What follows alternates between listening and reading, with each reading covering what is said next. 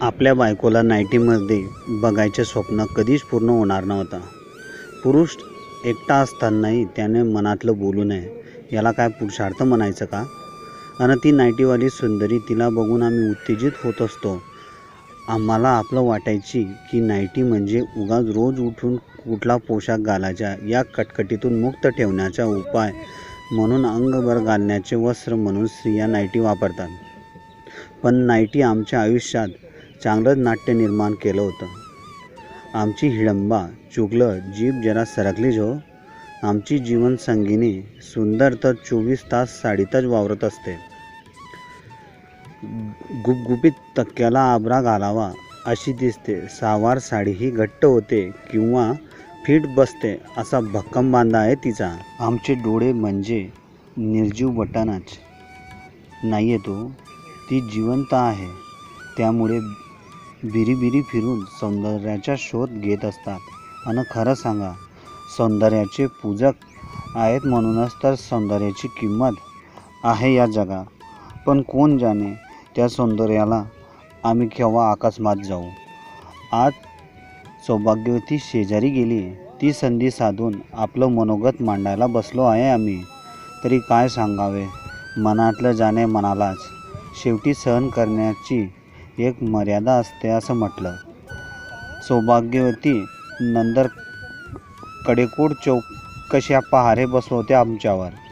इथं बाल्कनीत का उभे आहात? तिथं वर गच्चीवर कशाला गेला होता? खिडकीत एवढं काय बघताय? आणि दारात का उभे आहेत? असे अनेक प्रकारचे प्रश्नचिन्हार्थक प्रश्न ती सतत आमच्यावर उचलत असते. तिरकस प्रश्न विचारल्यावरही आम्हाला शंका आली की काहीतरी विशेष असणारच असं स्वतःला वाटू लागतं. मन तर शंकेखोर आणि अवखळ असतंच ना. आम्हीही शेवटी ते रहस्य हुडकून काढलं जे आमच्या हिडंबनेने म्हणजे आमच्या सौभाग्यवतीने आमच्यापासून दडवून ठेवले होते. आता लवकरच रहस्योद्घाटन करतो, नाहीतर तुम्हीही आमच्यावर भडकाल. तर झालं असं की अलीकडचे नव्याने वसलेल्या या आमच्या सुसंस्कृत वस्तीत नेमकं आमच्या बंगल्यासमोरच्याच बंगल्यात एक नवीन लग्न झालेलं जोडपं राहायला आलं. जेमतेम 4 महिनेच झाले असतील लग्नाला. सुरुवातीला तर दोघांचे नखही कुणाच्या दृष्टीला पडले नव्हते. पण आता मात्र आमचं नशीब उघडलं. ऐकून आहेत की त्या नवऱ्याच्या धनदांड सासऱ्यानं आपल्या लेकीला आणि जावायला हा बंगला भेट दिला. नवरा साधारण 30चा आणि बायको 25ची. नवरा सकाळीच कामावर निघून जातो आणि आम्ही 10 वाजता घर सोडतो. आमची तक्क्यासारखी सौभाग्यवती जेव्हा स्वयंपाकघरात काम आटपत असते, तेव्हा आम्ही पेपर वाचण्याचे निमित्त करून नजरेला स्वैर संचार करू देतो. आमच्या आतुर मन त्या समोरच्या बंगल्यातला नवयौवना, नवप्रफुल्लता, नवसमर्पिता वगैरे वगैरे असलेल्या सुंदरी जोड जाऊन पोचलं. आम्ही 40शी ओलांडले, पण म्हणून काही म्हातारे नव्हतोच. ही सुंदरी खिडकीत, गच्चीवर, दारात, बाल्कनीत कुठेही दिसायची आणि कायम नाईटीत असायची. म्हणून तिला पाहण्याची आतुरता नेहमी मनाला वाटायची. काय सुंदर स्त्री होती ती.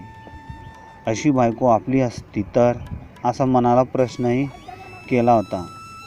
नाईटी एकाहून एक सरस, कधी मिनी नाईटी, कधी वेल्वेटची, तर कधी स्लीवलेस, तर कधी ब्लॅकलेस, तर कधी फुग्याच्या बायांची, कधी अंगासरशी बसणारी, शरीराची वळणवळसे दाखवणारी, कधी सुंदर गोरे पाय दिसतील अशी खूप घेराची.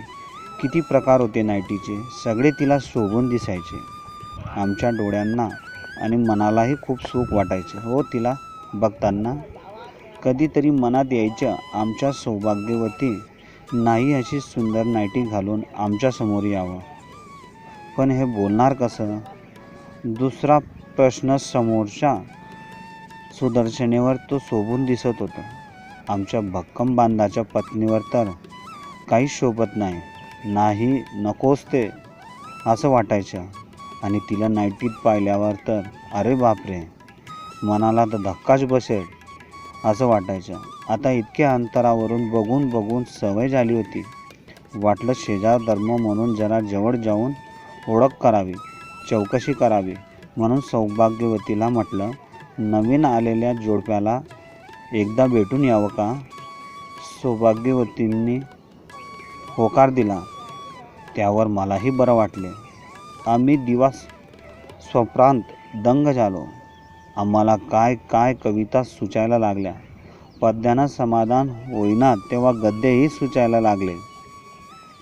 गोरी गोरी सुंदर नारी, गोरी गोरी सुंदर नारी, तू रंभा पद्मिनी अप्सरा, तू चपला चंचला मधुभाषिनी, तू रूपवर्गिता नवसमर्पिता मृदुहासिनी वगैरे वगैरे या कवितेच्या पंक्त्या आम्हाला डोक्यातल्या डोक्यात आठवू लागल्या.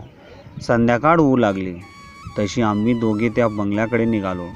घराचा स्वामीही त्यावेळी भेटणारच होता.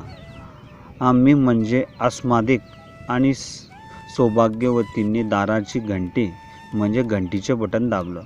घंटीचा आवाज कर्कश होता. विजेच्या 20 वॅटचा पिवळा आजारी उजेड पडणारा दिवाही लागला. आतून तेवढाच भसाळा आणि वृक्ष आवाज ऐकायला आला. जरा बघा बरं कोण आलंय.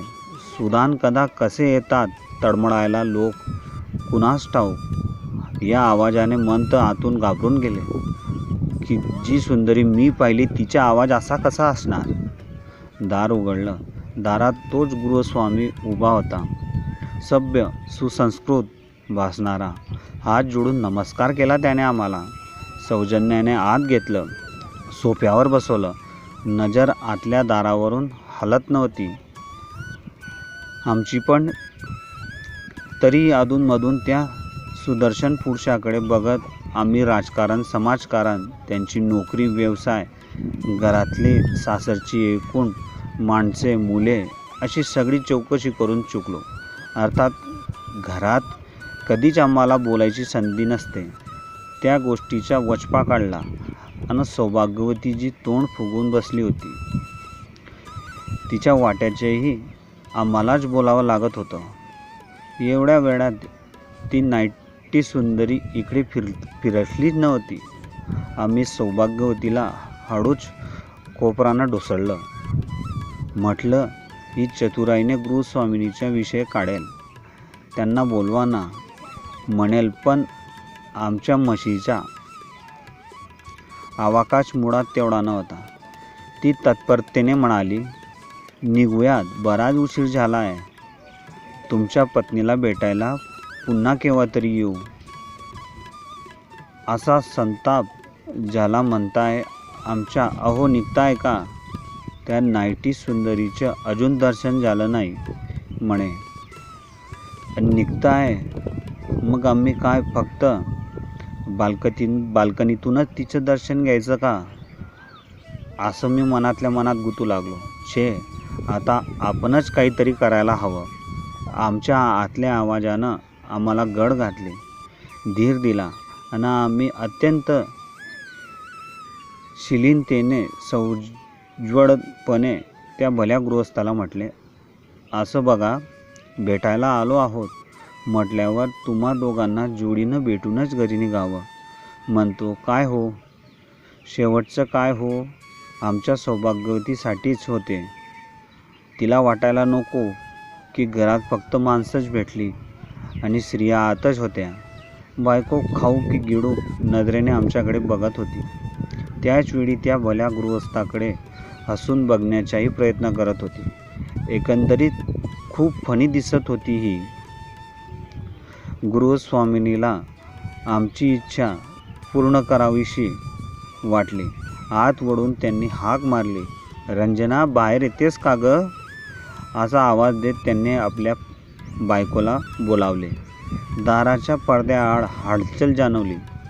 आम्ही सावरून बसलो. हृदयाची धडधड वाढली. त्या सौंदर्यवतीला बघायला 2 डोळे पुरतील ना, असे आम्हाला वाटू लागले. दारातून प्रकट झाली एक बुटकी, जाडजूड भडक गुलाबी रंगाच्या साडीतली, रुंद चेहरा, बसक फताड नाक आणि मिचमिचे डोळे असलेली आकृती. ही ती नाहीच. आम्ही अनवधानानं बोलू लागलो. ही रंजना, माझी पत्नी. त्याने ओळख करून दिली आपल्या बायकोची. आमच्या सौभाग्यवतीच्या चेहऱ्यावरचा आनंद ओसळून वाहू लागला. आपल्यासारख्याच त्या स्त्रीविषयी तिची मनात प्रेमाचा उमाळा दाटून आला. आमचा चेहरा मात्र निराशाने काळा पडला होता व ठिक्कर पडलेला होता. जे मनाने विचार केलेलं होतं, ज्या स्त्रीला आपण बाल्कनीतून पाहायचो, ती स्त्री अशी असणार असं डोळ्यांना समोर येऊनही वाटेना.